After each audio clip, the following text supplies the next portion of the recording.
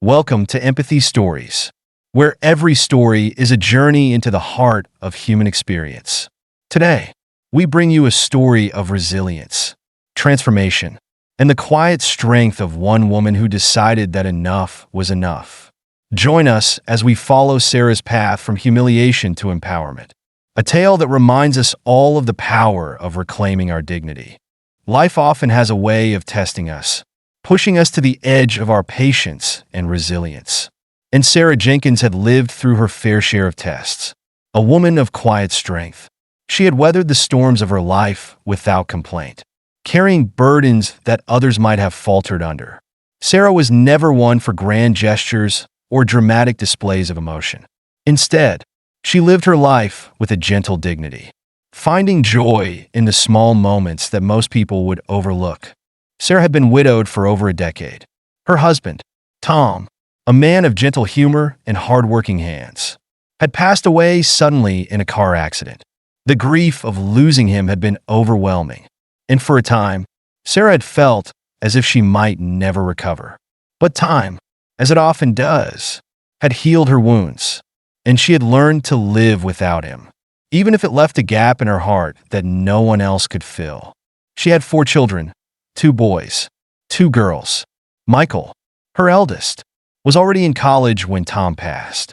Then there was David, her second son, followed by Lucy and the youngest, Emma.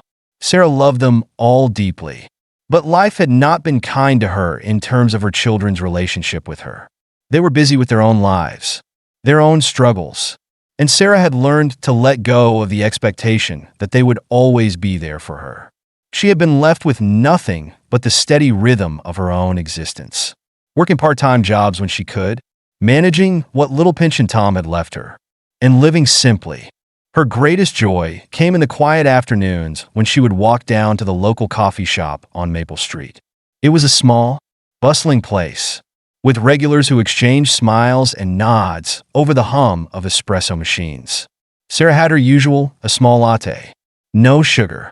Just the warm comfort of milk and coffee mixed perfectly together. She didn't go there to be seen. She went for the peaceful moment of solitude, to sit in the corner with her book, or to watch the world pass by through the large windows. It was the kind of place where everyone knew each other's name, even if they didn't know much else. Sarah had grown comfortable there. It was her escape. On most days, the baristas were polite, greeting her with a smile, making her latte just the way she liked it. But that particular afternoon, as Sarah stepped into the cafe, everything felt off. The place was buzzing with activity. The usual group of students sat huddled in the back, their laptops open, their heads buried in their work. A few regulars were at the counter, chatting about the weather. It wasn't that it was unusually busy. It was just a normal afternoon, but something in the air felt different. Sarah could sense a disconnection. People seemed to be rushing, not noticing the small things that made the place feel welcoming. She stood at the counter, waiting her turn, her eyes scanning the menu. She was in no rush, enjoying the feeling of being in this familiar space. But when the barista at the counter, a young man named Mike, glanced at her, his face offered no warmth, no recognition. He looked tired, as if the weight of the day had already worn him down. "What can I get for you?" he asked flatly, not even bothering to look her in the eyes. Sarah hesitated for a moment. She wasn't sure if she'd misheard, or if the tone in his voice had been unintentional. She had come here so many times, always treated with kindness, always made to feel like a valued customer, even though she wasn't a frequent visitor. It was a small place, and they treated everyone with a sense of belonging. "I'd like a small latte, please," Sarah said with a soft smile, leaning forward to give him her order. She tried to ignore the uncomfortable feeling creeping up in her chest. Mike looked at her blankly, his brow furrowing. "We're kind of busy right now," he said, his voice sharp. "Maybe you should come back later. I don't have time for orders like this." The word stung. It was a small thing, perhaps, to most people, but for Sarah, who had always prided herself on being polite, respectful, and patient, it felt like a slap in the face. She stood there, unsure of what to do, trying to process what had just happened. She wasn't one to cause a scene, never one to confront someone outright. But the humiliation was undeniable. She wanted to speak up, to demand some decency, but the words caught in her throat. "Look," Mike continued, his voice now tinged with impatience. "If you can't decide what you want quickly, maybe it's better to come back during off hours. It's really busy right now." Sarah's heart sank. She felt her face flush with embarrassment. It was as though she didn't matter. Not in this cafe. Not to this young man who hadn't taken a moment to see her for the person she was. For the woman who had spent a lifetime caring for others. All she wanted was a simple coffee, a tiny moment of peace. But in that instant, it felt as though she was invisible. She turned away without another word. The shame was overwhelming. She had been humiliated in front of strangers, her dignity stripped away by the indifference of a man who had no regard for anyone but himself. She walked out of the cafe, the doorbell chiming behind her as if marking her exit from something much bigger than a coffee shop. The warm breeze outside did little to soothe her. As she made her way home, the sting of the encounter lingered. It was more than just the rudeness. It was a reminder that, in many ways, she had become invisible. Her children were busy with their lives. Her friends were preoccupied with their own troubles. And now, even a stranger in a coffee shop had made her feel unworthy. Her thoughts swirled. She had spent years quietly enduring, never asking for much, always putting others first. But that evening, as she sat down in her small, modest home, something inside of her shifted. She realized she couldn't live like this any longer. She would no longer allow herself to be dismissed, to be treated as invisible. She had lived her life quietly, but it was time for that to change. She deserved more than this. She deserved respect, and she would find a way to demand it, even if it meant doing something bold, something unexpected. That night, as the darkness settled over the neighborhood, Sarah made a decision that would change her life forever.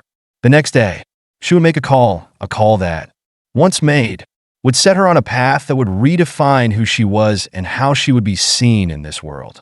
After the incident at the cafe, Sarah couldn't stop thinking about the way she had been treated. As she walked out of the cafe, the humiliation weighed heavily on her heart. The cold dismissal, the offhand words from the young barista, all of it stung. She had only wanted a simple cup of coffee, something that had become part of her routine, a small comfort in her otherwise quiet life. But this time was different. This time, she had been treated like she was invisible. The feeling of being overlooked wasn't new to Sarah. Over the years, she had grown used to being sidelined. Since her husband's death, she had quietly taken on the responsibility of raising their 4 children, managing on a modest pension and what little financial help the state could provide. The years had been hard, but she had always made it through. What hurt most was not the financial strain, but the growing distance from her children. Her eldest son, David, had his own family to take care of. Michael was too caught up in his career ambitions, while Emma was focused on her studies abroad. Though they all promised to visit or help, those promises were always broken.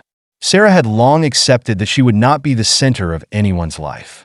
But now, at this cafe, the feeling of being treated like she didn't matter hit harder than ever.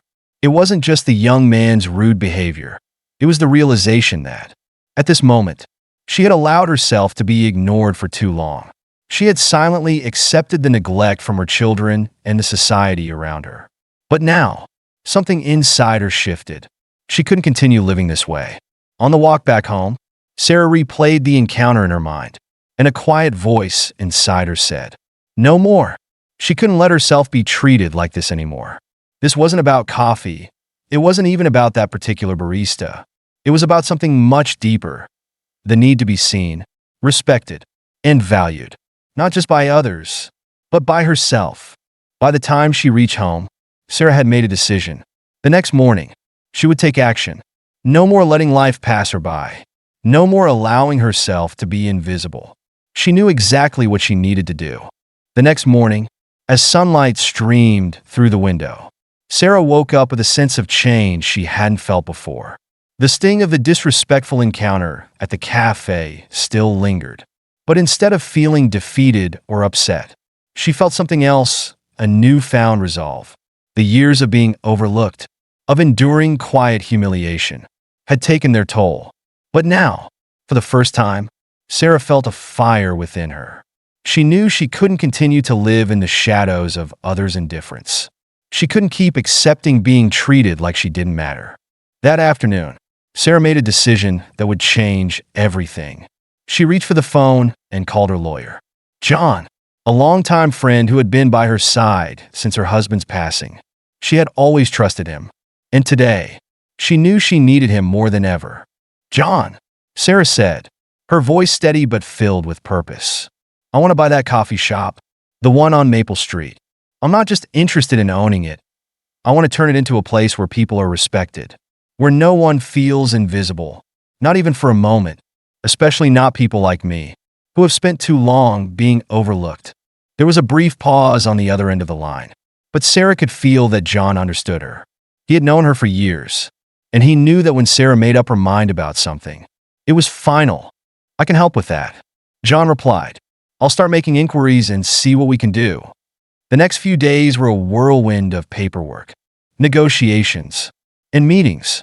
Sarah, for the first time in a long while, felt in control of her own destiny. She knew this wasn't just about owning a business. This was about reclaiming her dignity, about showing not only the barista who had disrespected her, but also the world that she was not someone to be dismissed. Within a week, John contacted her with the news. The deal had gone through. Sarah was now the proud owner of the cafe on Maple Street. The place that had once made her feel invisible was now hers. And she had a vision for what it would become, a haven for anyone who had ever felt disregarded. A place where kindness and respect were the foundations. When Sarah first set foot in the cafe as the owner, the familiar smell of freshly brewed coffee filled the air. And for the first time, it felt like hers. The employees, including the young barista Nick, looked up with surprise, unsure of how to react. But Sarah, standing tall and confident, gave them a smile, one that was no longer uncertain or apologetic. She had taken control of her life. And now, she was ready to show the world that respect and kindness should always come first. Thank you for watching this inspiring story here on Empathy Stories. We hope Sarah's journey has touched your heart and reminded you of the importance of standing up for yourself, no matter the circumstances. If you enjoyed this video, don't forget to like, comment, and subscribe for more empowering stories. We're grateful to have you as part of our community